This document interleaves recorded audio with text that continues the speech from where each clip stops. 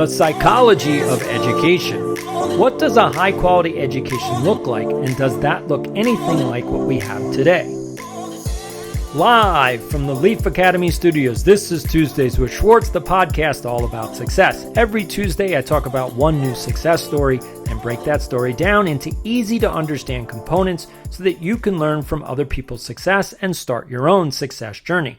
This week, I'm going to do something I don't normally do, and that is I'm going to let you in on a little secret. Yes, don't tell anyone. But I'm working on a new book called The Psychology of Education, and in that book, I'm going to reveal exactly how you can look at education with new eyes.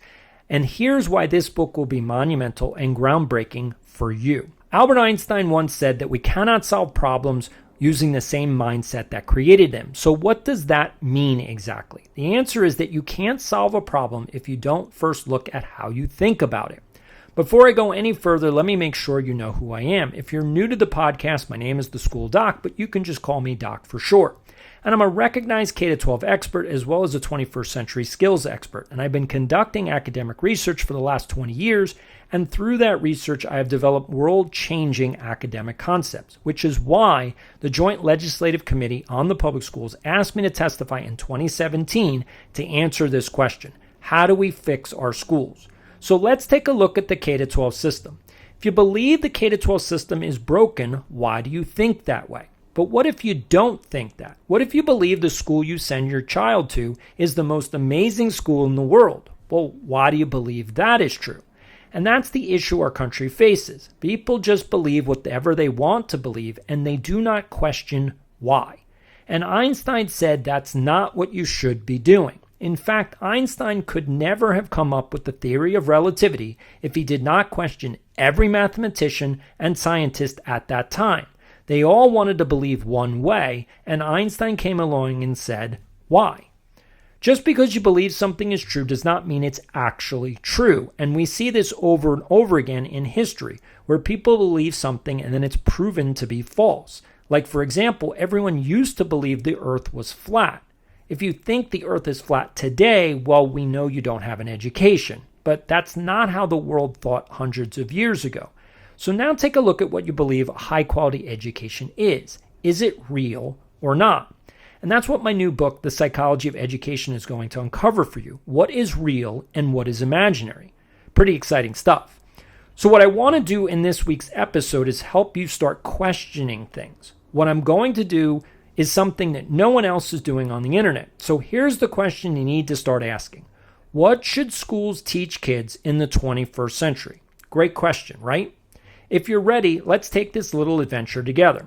So what's the first thing we need to do? We need to agree on a definition of what a high-quality education looks like. So here's my definition, and I want you to tell me if you agree or disagree with me. Education is teaching kids what they need to know so that they can grow up and pursue their own dreams. In other words, if you send your kid to school, what will they know by the time they graduate? And that sounds simple. But if it was so simple, then why do we have all the problems in the world? If it was simple, why is there such economic disparities between people, and why do a large portion of our population believe that they are doomed into poverty?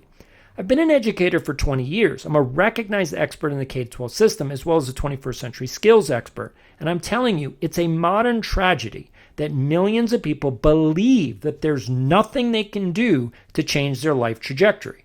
Which is why you need to start questioning things. If America provides a high-quality education, then why do tens of millions of people suffer economically? And that's what my book, The Psychology of Education, is going to help answer. What is the actual problem with education? How do we think about education? And how should we think about education? What do you think? Do you believe that a college degree is the ticket for success? And if you believe that, well, why do we have a college loan debt crisis in this country? If college was the answer, then no one would be worried about college loan debt. So why is that now a concern? If people who graduate from college earn more money, then why can't any of these people pay off their loans? The truth is that college is no longer means more dollars. And that's a new change in reality. That just happened starting around the turn of the new millennium, which means Our K-12 system needs to adjust to the 21st century, and the problem is that our K-12 schools haven't done anything differently. Our K-12 is unchanged in the last 100 years, so what worked before no longer works in the 21st century. And here's the best example of this. If you live in New York City, is it necessary to learn how to drive a car? And the answer is no, it's not necessary. And that's because of the reality of New York City. There are trains, buses, subways, and taxis that you can use. You don't need a car in New York City, and thus you don't need to learn how to drive. But what if New York City made driving courses mandatory? And what if they made passing the driver course a graduation requirement? Would that make any sense? And worse, what if they replaced other courses in favor of driving courses? This is why you need to start questioning everything. So I'm going to tell you a little secret. And this is something that only K-12 insiders know, which means you're going to go inside our school system for the first time. When we ask the question, what do schools teach? The answer is the Common Core Standards. And if you don't quite know what that means, the Common Core Standards are reading, writing, and math.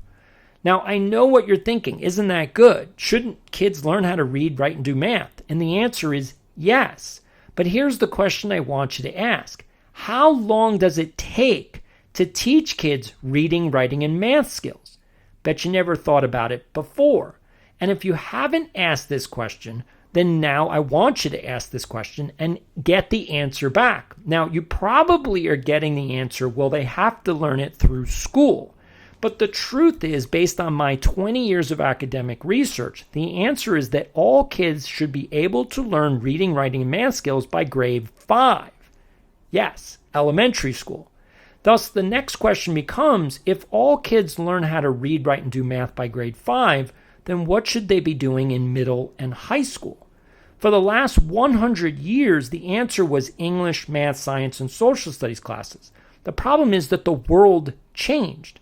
And the world changed so dramatically that English, math, science, and social studies classes don't cut it anymore. That's no longer what kids need to learn. It's just like teaching a kid how to drive in New York City. Of course, learning how to drive might be useful, but they don't need to know it. The truth is there are more important skills to focus on, and that's what our school system does not do.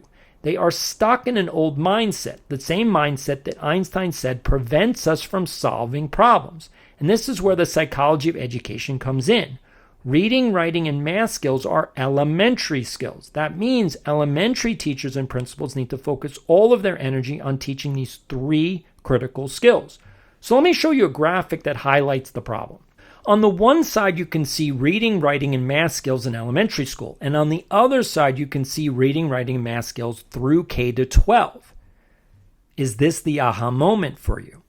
What this graphic shows is that the school system has stretched out basic skills. Instead of focusing them in elementary school, they stretch it out unnecessarily through high school. So take a moment to think about that. If you learn how to read in 4th grade, how bored would you be in 9th grade when your teacher says to take out your book and we're going to read something? It's pretty boring. And once you have that aha moment, something else becomes really clear to you. Student attention spans. That's right. Do you believe kids have less attention than kids of previous generations? And if you believe that, is that because kids can't pay attention in high school classrooms? Well, here's what you need to ask. What are you forcing them to do? I've conducted over 20 years of academic research, and what I can tell you from all that study is 21st century kids have the same attention span as kids in the 1950s. In fact, kids today might be more focused than in the 1950s.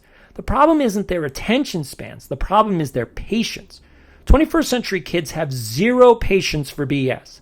Thus, a kid who learned how to read in elementary school is really impatient when they get to high school and the teacher is doing the same thing. It's just more complex books. It's still reading at the end of the day. What kids want is more engaging work. What they want is to be challenged and pushed. What they get is boring, old, and outdated reading, writing, and math skills hidden under the mask of English, social studies, math, and science classes. The minute you realize that is the minute a light bulb goes off. Oh, now I see. Yes, you see it now. And that's where Einstein comes back into the conversation. Remember that Einstein said you cannot solve problems using the mindset that created them. Just by saying kids need to learn reading, writing, and math skills in elementary school changes your mindset. And that's because the Common Core standards don't belong in middle and high school. Look at the visual once again. See how reading, writing, and math are in K to 5, not K to 12. If you don't question that, then it's impossible to fix the K to 12 crisis. Don't blame the teachers, blame the old and outdated curriculum. So that's why I'm writing this new book, The Psychology of Education. Inside this book, you will learn what schools teach, what they should teach, and how kids use the new modern and cutting-edge curriculum to start following their dreams. And it's that simple.